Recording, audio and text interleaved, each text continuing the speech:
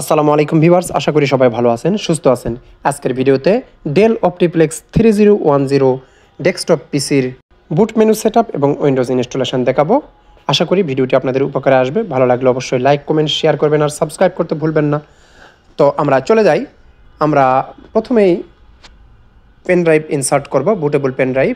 তারপর পাওয়ার বাটনে প্রেস করব এবং F12 প্রেস করতে থাকবো যতক্ষণ ডিসপ্লে আসেনি। ডিসপ্লে চলে এসেছে।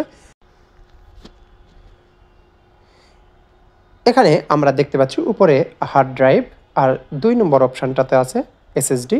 আমি এসএসডিতে উইন্ডোজ দিব এবং 3 নম্বরটি ইউএসবি স্টোরেজ ডিভাইস।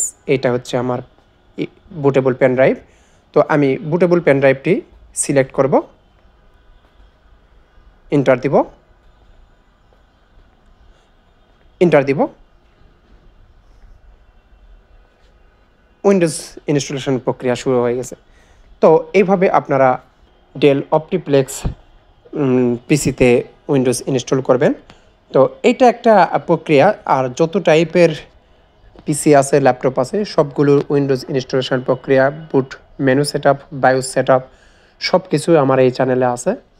তো আপনারা অতি সহজেই উইন্ডোজ ইনস্টল করতে পারবেন। এই চ্যানেলটাকে ফলো করে আপনারা সার্চ দিলেই পেয়ে যাবেন।